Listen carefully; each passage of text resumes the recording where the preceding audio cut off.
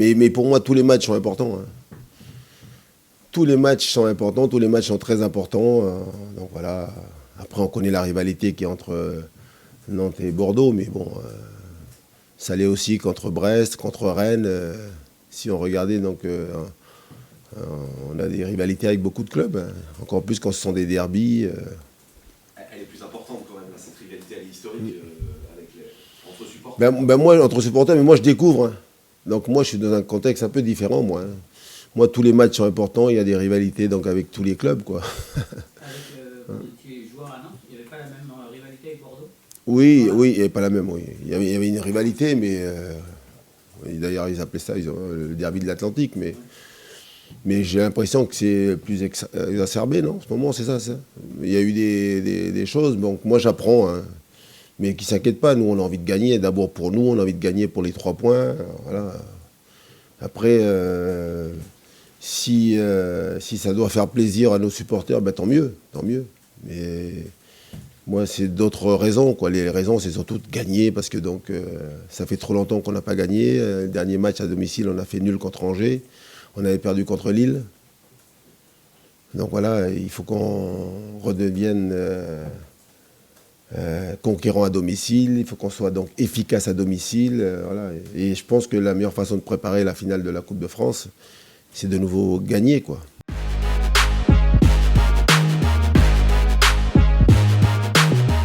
Pedro, c'est le métronome de l'équipe, quoi. C'est lui qui organise le jeu, qui met en place le jeu. On l'a vu à Marseille, on a le sentiment que peut-être qu'avec Pedro, on aurait un peu plus de tenue de ballon, on aurait eu une plus grande maîtrise, cette capacité à ressortir les ballons.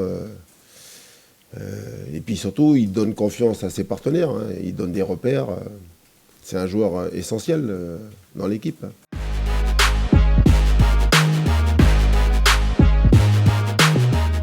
Mais je suis toujours agacé, hein.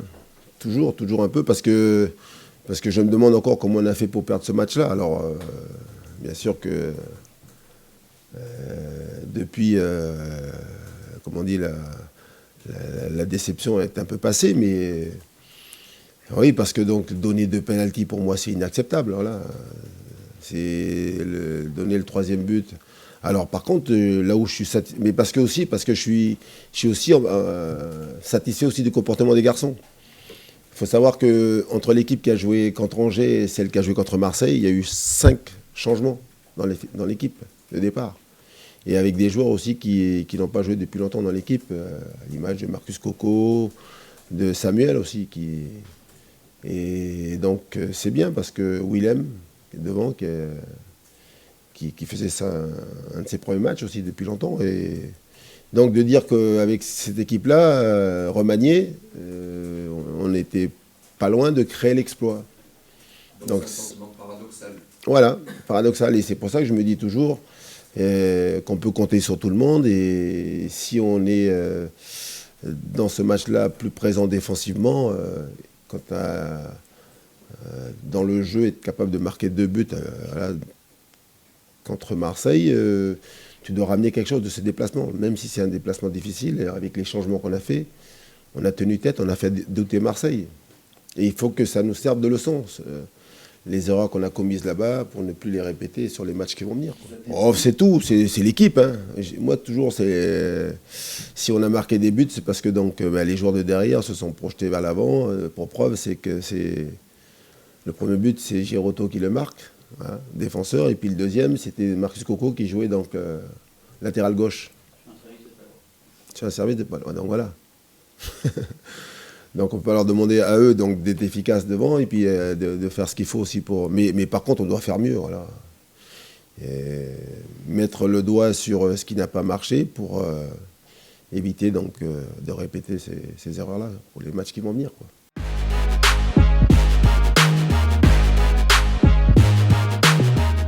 Oui, je m'attends à un match engagé. C'est vraiment le mot. Et puis d'ailleurs, j'ai regardé les derniers matchs de Bordeaux. J'ai entendu aussi un peu le discours de Pascal Duprat. Ouais, c'était un match athlétique, match engagé, match où il y a eu beaucoup de duels. D'ailleurs, c'est une équipe athlétique, hein, Bordeaux. Hein. Il y a des joueurs donc, grands par la taille. D'ailleurs, ils ont marqué sur deux corners. Voilà, on s'attend en plus, eux, dans leur situation, ils vont venir ici pour être forts défensivement. Et puis après, c'est une équipe capable de jouer, mais plutôt, ils jouent beaucoup donc, avec du jeu direct, avec des joueurs donc, devant qui font beaucoup de courses. Que ce soit donc Niang, c'était Mara, le petit Mara donc, qui a joué là, mais quand c'est Wang qui joue devant, c'est pareil. Des joueurs d'espace, des joueurs de course, des joueurs qui multiplient les appels. Et puis ils ont des bons joueurs au milieu de terrain, hein, avec Onana, Dilrosun. Donc voilà, on s'attend. En plus, si j'ai bien écouté les interviews de David Guillon, à part le match contre Lyon où ils sont passés complètement au travers, il est satisfait de l'état d'esprit, de la mentalité de l'équipe et du jeu proposé, quoi. Donc ils ont fait quand même des résultats intéressants, à part celui de Lyon, quoi.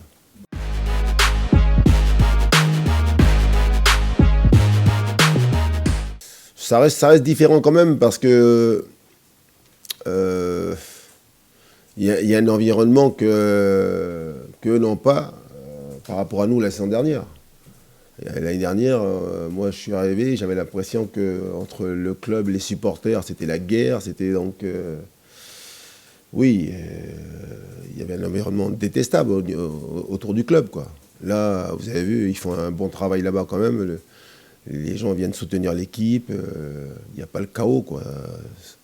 C'est arrivé une ou deux fois, mais par rapport donc à... Ils ont ciblé un ou deux joueurs, si on parle des cas donc... de Costil, voilà. Mais après, l'équipe est soutenue par ses supporters. J'ai ce sentiment-là, en tout cas de l'extérieur. Hein. Ici, c'était plus compliqué.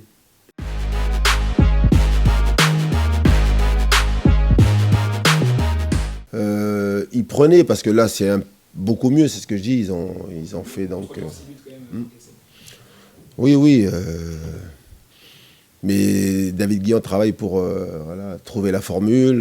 Je trouve que moi, en tout cas sur les matchs que je vois là, c'est beaucoup plus solide. Après, on sent qu'ils n'ont pas la réussite. Hein. C'est comme nous l'année dernière, quand tu joues les bas-fonds du classement, la moindre frappe, souvent, fait mouche.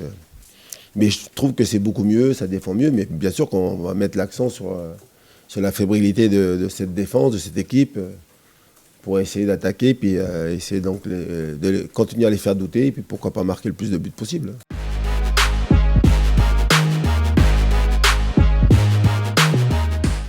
Ben, je vous fais de réponse un peu à l'image de ce que j'avais dit avant le match d'Angers. Bien sûr que le résultat est très important, mais c'est beaucoup la manière. Et contre Angers, on a été déçus du résultat, mais ça avait été le meilleur match, un de nos meilleurs matchs à domicile, donc... je ne peux pas donc en vouloir à mes joueurs parce qu'on a tout fait pour gagner ce match. Et c'est pour ça que quand je parle du match de Marseille, il y a de la déception parce que vous faites un bon match, pas si bon que ça. Et c'est pour ça qu'à l'arrivée, on revient donc avec une défaite. Parce que donc on n'a pas bien joué, on n'a pas bien défendu. Et à l'arrivée, donc vous prenez 3 buts. Mais contre Bordeaux, il est clair qu'on aimerait gagner. On fera tout pour gagner. Mais ce qui sera surtout très important, c'est le comportement des joueurs, quoi, l'attitude et puis le jeu qu'on va proposer. On sait qu'en foot, marquer des buts, c'est la chose la plus compliquée.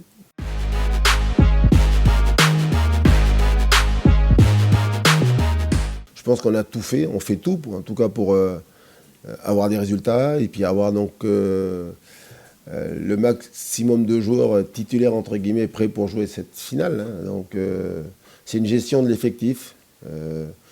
Mais l'idéal, bien sûr, c'est de gagner et d'avoir donc tout le monde prêt, dispo, pas blessé pour la finale. Mais il faut faire avec. Et puis après, je continue de dire que c'est la force d'un groupe.